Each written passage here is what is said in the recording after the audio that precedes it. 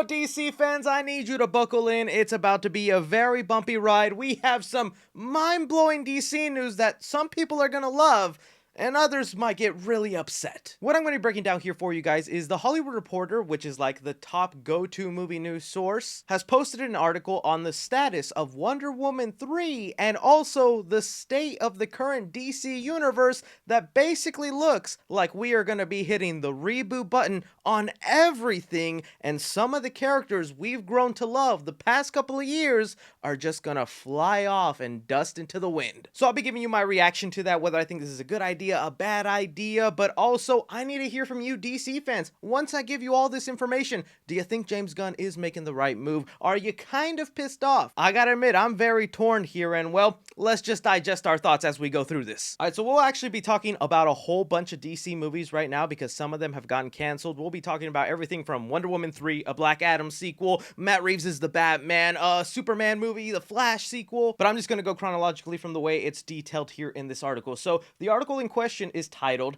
Patty Jenkins' Wonder Woman 3 Not Moving Forward as DC Movies Hit Turning Point. And even though that's the headline here, that is only 10% of what's detailed in this article, because they do have it here that multiple sources tell The Hollywood Reporter that Patty Jenkins' Wonder Woman 3 is not moving forward and is considered dead in its current incarnation. In the article, they say here that Patty Jenkins and Jeff Johns have written a script for the third movie. They turned it into Warner Brothers in DC. That means James Gunn and Peter Safran, the current heads, they read the script, they looked at the story, and they said, this doesn't fit with our future plans, not happening.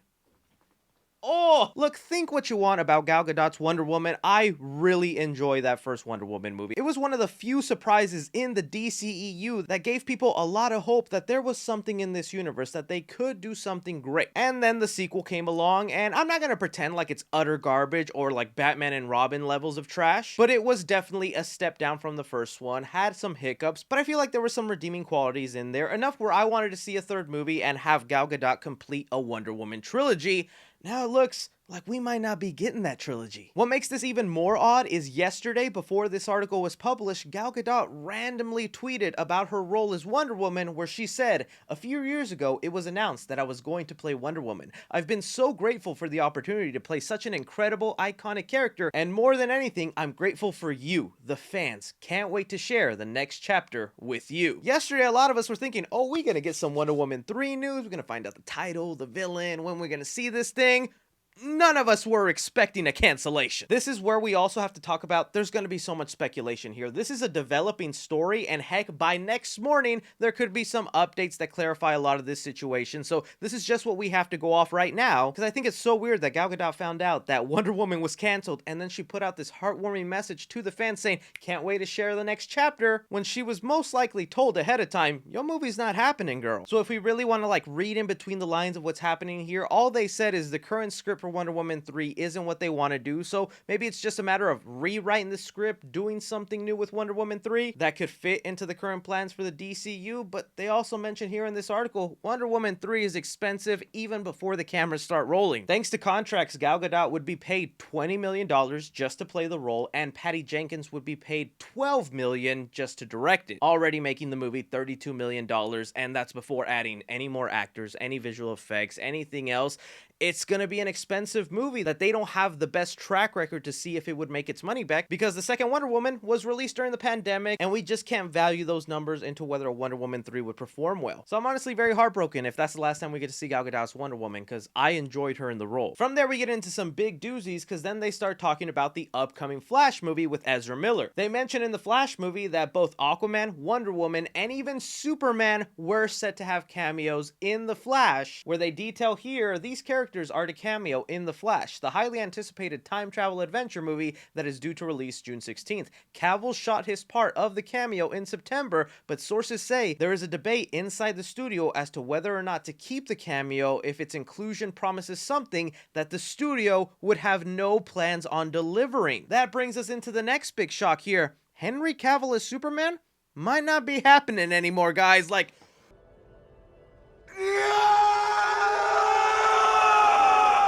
It has been a wild roller coaster ride the past 3 years with Henry Cavill's Superman, because I kid you not, there have been like 7 different occasions where they say, Henry Cavill's coming back, he's not coming back, he is coming back, he's not coming back. We got a video where Henry Cavill himself said, I wanted to make it official that I am back as Superman. And trust me guys, I know it sounds crazy, like why would Henry Cavill put himself in that position to get online and tell the fans he's back if they have no plans to bring him back? Even after he put out that video, a bunch of articles came out that he hasn't signed pen and paper on an actual movie deal for a sequel, but he's hopeful it's gonna happen. In this article, they even talk about what the sequel was currently looking like. It was in active development, and they were trying to make it where they say here, when talking about Henry Cavill's post about him being back, and at that time, he was not incorrect. Warner Brothers was indeed developing a sequel for 2013's Man of Steel and actively meeting with writers. Andy Muschietti, who directed The Flash, even expressed interest in sitting behind the camera for something that would have brought a tone similar to the hopeful and heroic colors of the 1978 movie directed by Richard Donner. So there you go. We might not be getting Man of Steel 2, but it looks very likely like Andy Muschietti, who did The Flash, which is currently said to be one of the best DCU movies they've ever made, was gonna make a Richard Donner inspired Man of Steel sequel with Henry Cavill, and now that might not be happening. And I know some people will be like, then why the heck did they put him in Black Adam? That was the previous regime. They were on their way out of the door. They knew they weren't going to be in charge, so they just said,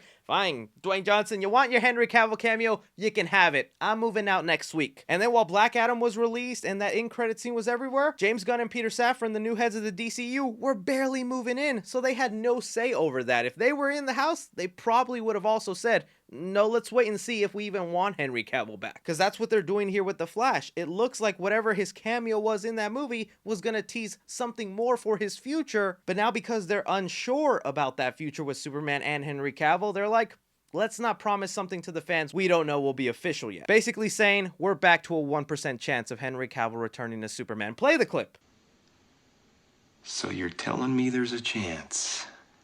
And the wild DC news does not just stop there, because now let's talk about Black Adam here, which I know you guys don't think is interesting, but it kind of is. So earlier today, before this article came out that talked about Black Adam's sequel not being likely, we had Dwayne "The Rock" Johnson actually tweet out an article where he talked to the financiers of DC to prove that the movie was going to make a profit. He most likely did this because an article came out by Variety a couple of days ago that the movie was on track to lose money for the studio, and well, Dwayne Johnson, being the big ego head he is and how much he's been promoting that movie, could not stand with that, so he made sure an article would come out to prove that the movie would turn a profit. Now, I'm not here to tell you whether Dwayne Johnson is lying or whether they finessed the numbers. I am no accountant. If I really had to bet my own money on it, I would say that Dwayne Johnson and the studio are telling the truth and they did turn a profit. But at the same time, if you have to tweet out and show to your fans, look, our movie is profitable, guys, look at this, that smells of desperation. That smells like, you know, you probably ain't getting a sequel and you're trying to do everything